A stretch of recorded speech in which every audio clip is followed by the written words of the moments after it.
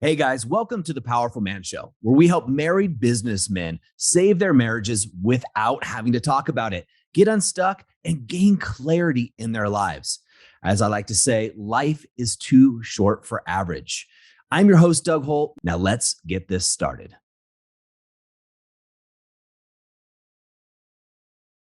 Hey guys, welcome back to another episode of the Powerful Man Show.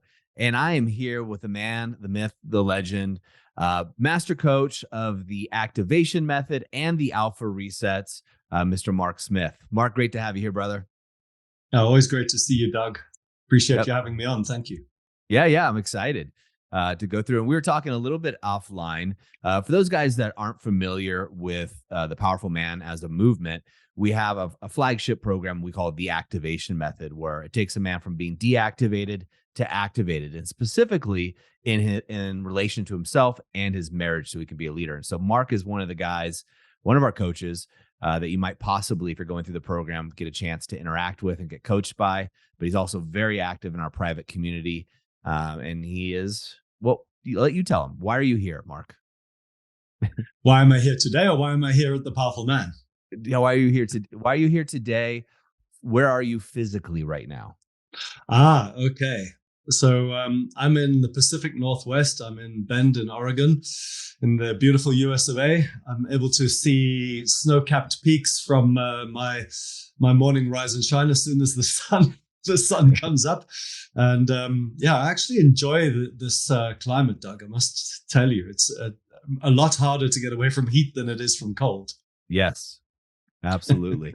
So Mark's here. We're going to be co-leading an Alpha Reset here next week in Bend, Oregon. So Alpha Reset is one of our transformational programs where men come in, very small group of men come in for a transformational experience. It's a little bit like Fight Club, right, Mark? Where, you don't talk about what happens at Fight Club. And part of that mystery really helps the guys get to where they need to go. But I can tell you guys that 100% of the men surveyed said it was a life-changing event. Most of them say the most significant event of their lives. That was in fact said to me by a guy who came off the Alpha Reset in the Lake District recently. He said to me, "I wish I'd done it sooner, and it was the most significant thing I've done in my life," which is such a profound privilege. And I don't think it's very easy, Doug, to explain to people who haven't been through something like that how magnificent it is, and how there's some kind of level of magician that happens below the surface to help men shift into a place, and you can't really get your hands on it. So even if we wanted to talk about Fight Club, we wouldn't be able to, because how do you get that? How do you get your arms around how somebody shifts internally in terms of their ability to believe in themselves, confidently speak their truth, and expose their feelings in a vulnerable way? It's unheard of, Yeah, it's amazing. Yeah, the way I think about it, Mark, when I explain it, is also to think about, for a lot of the men, what they'll say is they have more vigor and passion and confidence than they had in their early 20s, where your testosterone, I always say, is super high and your wisdom's low.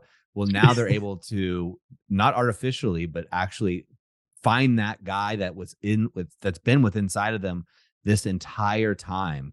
And a thing guys say often is, "Where have you been?" when they're talking to themselves. I've been waiting for you. And they are able to step forward. And the great thing is it lasts. They're now forever have this moving forward through relationships, business, and the other things. And I'm just so honored to be able to do this with you again, Mark, here in Bend for these guys coming. Yeah, try and get rid of me, Doug. Well, speaking of trying to get rid of you, so as you can tell, guys that are in the States, Mark isn't originally from the US, but he is here. And you were telling me kind of a funny story. You're coming through customs into the US, and that leads us to today's topic. Yeah, so very interestingly, when it comes to customs, even though there's no reason for me to be, I'm nervous. US Customs, Homeland Security. Am I going to be allowed in or marched out? Anyway, so the fact is that this customs official was speaking to me and asking me why I was here, etc. And obviously I shared with him that I'm here to visit and do some process type work. And he said, "What work is that?" And I said, "Work with men." So he started asking me about his brother, and how what advice I would have for him. His brother's in a situation where they are divorced, but there is conflict and there is discord and there are children. So of course I fed back some ideas, not knowing his brother. It was really tough. I think I need a TPM business card to hand out at customs. Yeah. That's awesome. And today you wanted to talk about, you were talking offline a little bit about leading into this idea of men not knowing how to have romantic conversations. So tell me more about that. Well, when I was speaking to this guy at the customs cubicle, he said to me that the communication between his brother and his sister-in-law had broken down. That happens a lot, and it happens a lot before we realize it. The guys that I speak to in the activation method, guys in the brotherhood, guys after the alpha reset, etc., often tell me that they realize with hindsight that their relationship was being probably either ignored or downplayed or taken for granted for years. And so hence this conversation around keeping the conversation in a relationship alive such that your spouse, wife, partner, lover is interested, intrigued, feels excited by your presence, that kind of thing. And I think it's a lost art, Doug.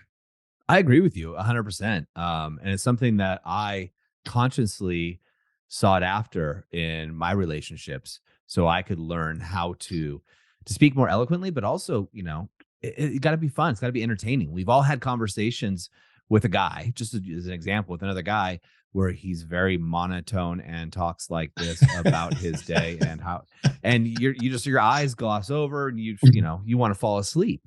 And unfortunately, a lot of men, in my experience, Mark, let me know what you think. A lot of guys, they come home and they just unload the problems of their day at work with their wife, maybe. They say it in so monotone. There's nothing interesting. It's all so predictable that their partner could have written the whole speech for them. Because she's heard it every day for the last 10 years. Exactly. It's like watching the same show, no matter how much you like the show. But if you're watching the same show every day for 10 years, it's going to get boring.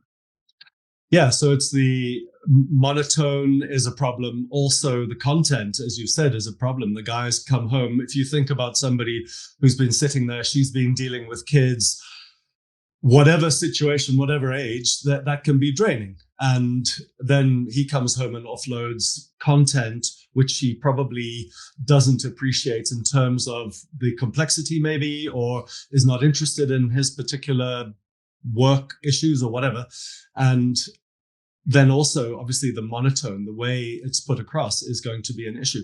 And I just want to be really clear. This could be the other way around, right? It could be the woman coming home and the guy having been at home with the kids. Let's, make sure that we're gender neutral in this conversation.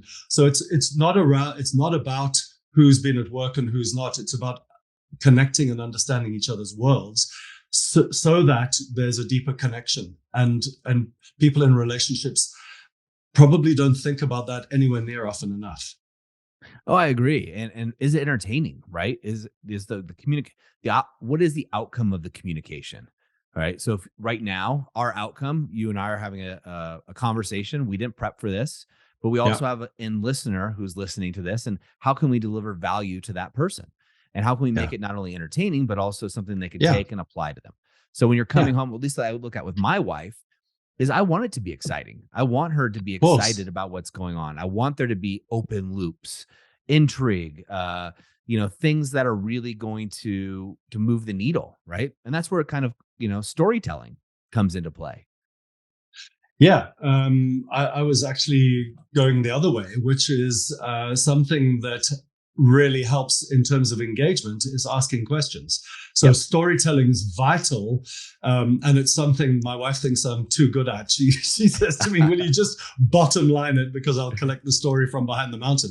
But the point is that asking questions gets the other person engaged. And if you've got somebody who is shut down or shutting down, a very quick, simple, easy trick you can do is get out of your own head, ego, desire to impress, control, manage somebody else or change them, and sit back, relax, decompress is a key factor that we focus on in the activation method. Be decompressed, and then ask her.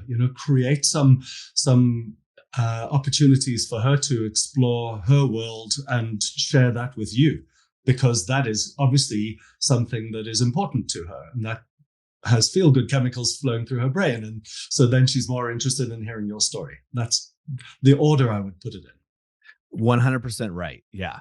So you want to, obviously we teach something called the hidden motives technique, which is getting in somebody's world. And, Yeah. I'm just a simple man, Mark, as you know. And so I've gone as far as getting, book of questions, or I think it's called table topics. That's got questions in there, because for a lot of guys, when they've left their relationship so long, where there's been so much disconnect, just saying to your wife, "How was your day?" Right? That isn't as intriguing. It's easier for her to ditch it or move away from that level of conversation. So, guys, you want to come up with questions that are both applicable, but also intriguing, right? Yeah. Something that's going to spice it up a little bit different. Do you have any examples of what questions some guys could be asking, Mark? Yeah, absolutely. So, when it comes to questions, firstly, what really works is to start broad. So they're called open questions: what, where, when, how, which, why, those kinds of things. I'd stay away from why, because it tends to take somebody into detail, problem, and drama. But if you say, so when was the last time, honey, that you felt absolutely orgasmic in my presence? Yeah. She'll probably say, I cannot remember ever. So would you like to? Yeah. Not everybody's as suave as you are. I told you it could get cheesy. Yeah.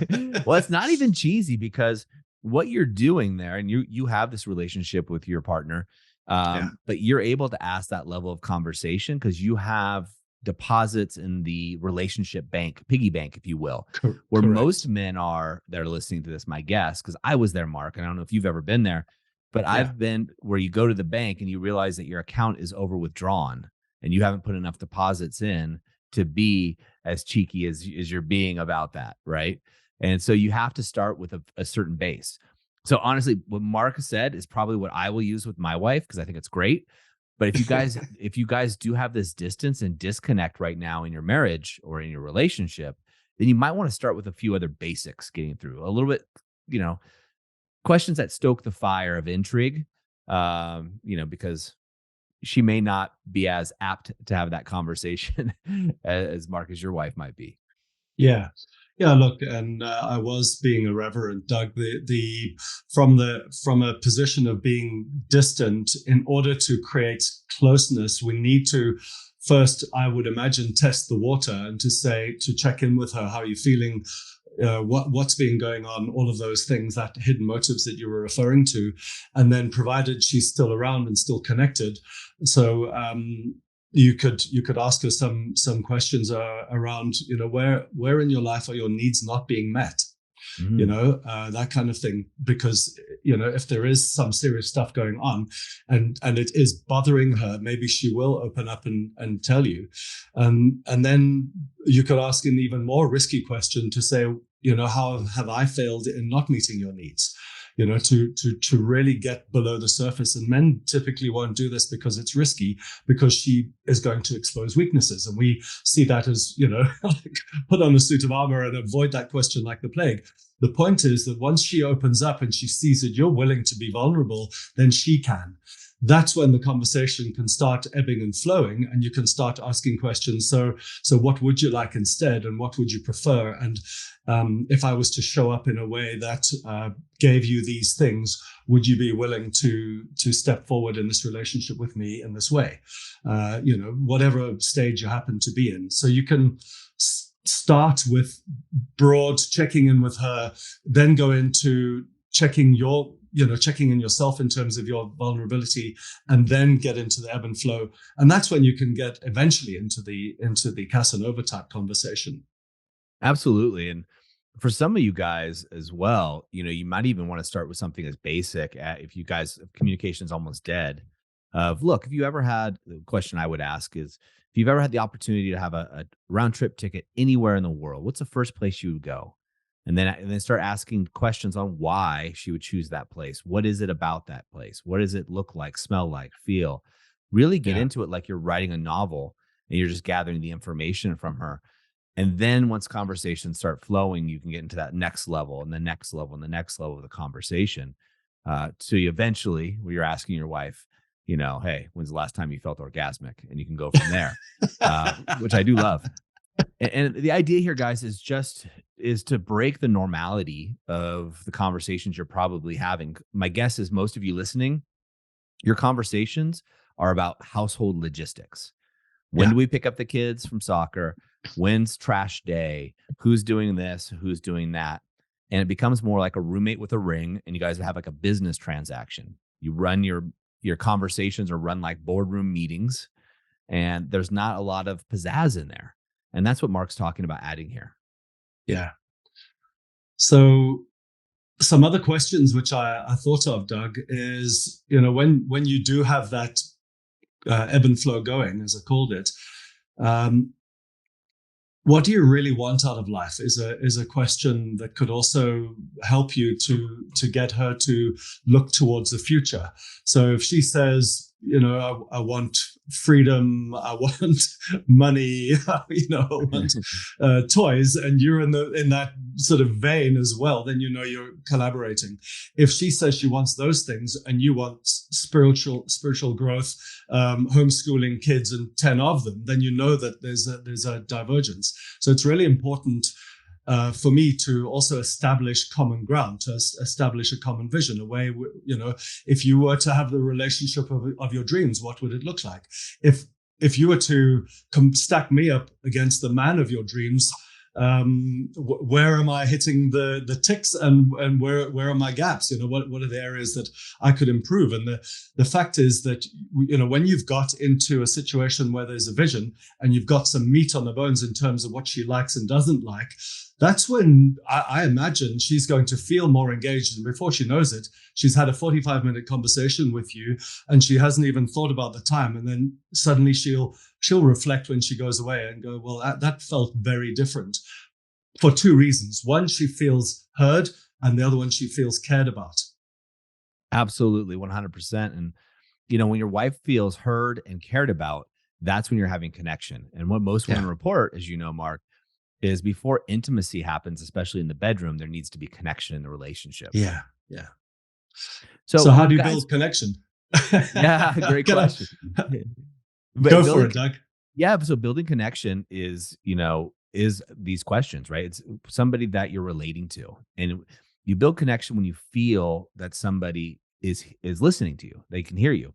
Perfect example, and I've talked about this before, Mark, on another podcast, is if you're telling me about your day and I pull out my phone and I start doing something on my phone while you're talking about your day, I could even say, oh yeah, I'm listening. But there's no connection there. And odds are it's not going to feel good for you. Even though the actual words are coming through, that's not what connection is. I mean, communication is only something like 5% verbal, right? The words that we actually speak. So she wants to know, one, that you're interested in her, two, that you're actually getting it and she's got your attention. And that's how connection can start. And these questions, Mark, that you're bringing up are a fantastic way for a lot of us guys to break the ice, so to speak, and break the routine. Yeah. And there are different ways of creating connection as well. You hit the nail on the head when you said, eye contact and body language and being present, very, very key. A lot of guys that I work with, I've challenged to leave your damn phone in the vehicle if you have to, if you're that addicted to it. Yeah. And some guys, in fact, do that. So that's the one way is body language, presence, connection, eye contact, all of that stuff. The other aspect, which Franco Burrows is much more the expert in, is kind of text language. And I'm certainly guilty of sending my wife romantic little messages, sexy messages, rhyming couplet little poems about her, I love your eyes and also your thighs, or, I get a little bit, as I said, it could end up being quite, what's the word here? Cheesy. But the point is that I'll also send her messages which appeal to her head, her heart, and her body. Right. So I'll send her messages that will have her thinking. So there'll be some conundrum, or there'll be something, that she's got to think about. And there's also stuff that I'll send her, which will be romantic and loving and really deeply connecting, how much she means to me and how much I value and appreciate her. And then, like I said, there'll be the sort of saucy messages. The last type is validation type messages. So I call her my beautiful queen. I let her know about her position in my life. I let her know about what she does, and appreciate her for how she leads, in certain ways in the family and stuff like that. So it's essentially being conscious of connecting with her at different levels, not just because a lot of women say to guys, I know that you're only being nice to me because you want to get into my pants. And the guys honestly want deep connection. It's not true that men are all sort of single-minded, focused. It's not true at all. Obviously, there are times, we're from an animal base, but the essence is that men want deep connection as well, and women don't necessarily realize that. Yeah, that's true. It's because, the story I've always say is, for a woman, she's been trying to keep men out of her pants since she was like 14, 15 years old.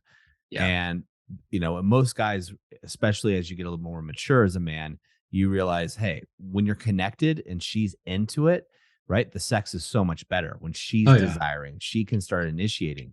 But in order to get this to happen, guys, you have to do what Mark's talking about here, is establish the connection, break the routine with, hey, how was your day? Good. How was your day? Good.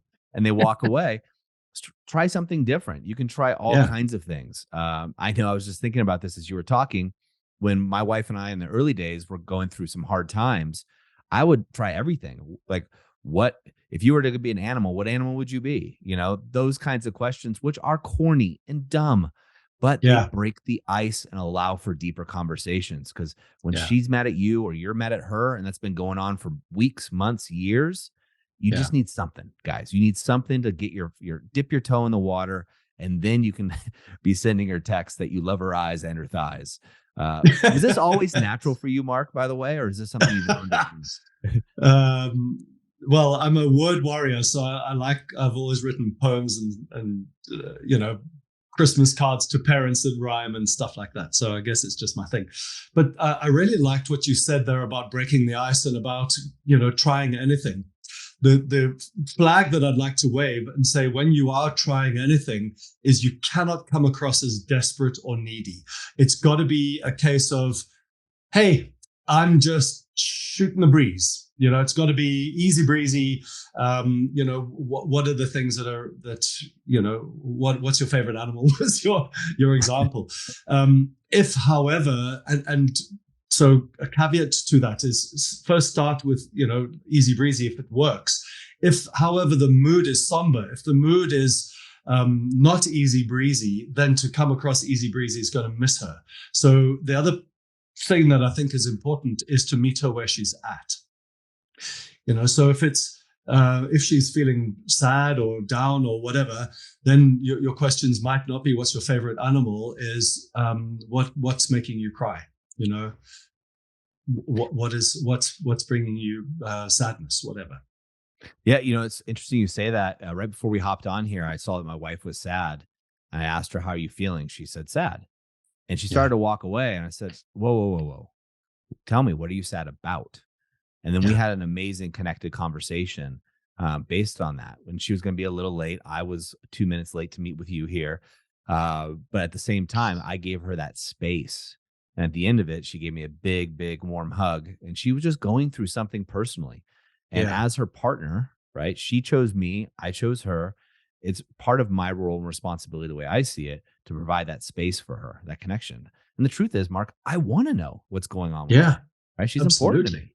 Yeah. And so what happens, though, I think for a lot of guys, is over time, you get a little bit what we call mud on the glass, right? And the idea here is if you and I are talking, or my wife and I are standing in front of each other, or you or your partner, and imagine there's a glass wall between you guys, a thin plane of glass. And over time, these little indiscretions, these little things, upsets, are like putting a little bit of spot of dirt or mud on that glass. And you might want to even try to wipe it off. But you know how it is. You got mud on glass, you wipe it off, it just smears everywhere. unless you're using a real cleaner. And the real cleaner here, to Mark's point, is conversation, it's connection, right? It's really that intimacy to do so. The Powerful Man, we teach something that pretty much wipes that glass clean, called the clean slate method. But that's a conversation for another time. When you look at this, Mark, I know we're going to look conscious of your time. What are 2 to 3 things guys could do if they're like, okay, I found myself in this rut. I know that my conversation game, so to speak, isn't Casanova-like. I realize that we're having the same conversations over and over again. It feels like Groundhog's Day at my house. What can they do right now to start and make some changes? Great question. And one of the first things that I would recommend is reading. So for example, there's a guy called Leo Buscaglia. Don't know how to pronounce the surname exactly, but he wrote about love, right? There are really many great authors who've written about love and love language and those kinds of things. So reading some stuff that somebody else who's conversant with the Casanova type language would probably give you a good head start. So you've got a whole library of information in terms of, things that you could say, questions you could ask. And so that's the first piece. The second piece for me is how you show up, is your embodied intent. So is my intention to be doing this connecting thing, or am I opening my heart and genuinely trying to connect with her? And like we said earlier, ask her questions, help her to open up. That'll be probably the best way to get something started. And then what Doug was saying about using icebreakers. And then the third piece is trust yourself. When you are going to make mistakes, you are going to put your foot in it. You're going to say the wrong thing. She's going to look at you and say, hey, Mark, that was flipping cheesy. What the hell are you trying to do? But at least it might bring a smile to her face or something. And don't give up. Keep challenging yourself to be a better conversationalist with women, because guess what? When you have got a woman engaged in conversation, you've got her attention. Absolutely. Well, there's nobody better, guys, to listen to than Mr. Mark Smith, who's literally helped hundreds of men go right through this process as well. So Mark, thank you so much for taking time today to be with us and for all that you do for the men and the Powerful Man. No, it's an absolute pleasure, Doug. Thank you so much. I appreciate all you do, brother. See you soon. Yes, absolutely. Gentlemen, take care. As we say in the Moment of Insight, take massive action. All right, guys, that's a wrap for this episode. But as I always say, in the moment of insight, take massive action. You see, there are 2 types of men that listen to a podcast like this. Those that go on from one podcast or show to another, just hoping things are going to change and realizing that they're going to be in the same place month after month, year after year. You see, I was this guy, so I completely get it. You may just not be ready. But there's also a second man that listens to a show just like this. And this is a guy who takes massive action so they can shorten the learning curve, compress time, and get results to be the wolf. See, WOLF is an acronym for wise, open, loving, and fierce. Now, ask yourself, which one am I? And just be honest with yourself there. And there's no judgment on my end, but if you're ready to move from deactivated deer mode, which is defend, excuse, explain, react, to activated wolf, wise, open, loving, and fierce, then go over to thepowerfulman.com/grow and go there now. In fact, I'll make it super easy for you. I will even put the link right in the description here, so you can just click it and go over there now to learn more. Guys, in the moment of insight, take massive action. Go from deactivated to activated, because like I said, life is too short for average. And I'll see you on the next episode.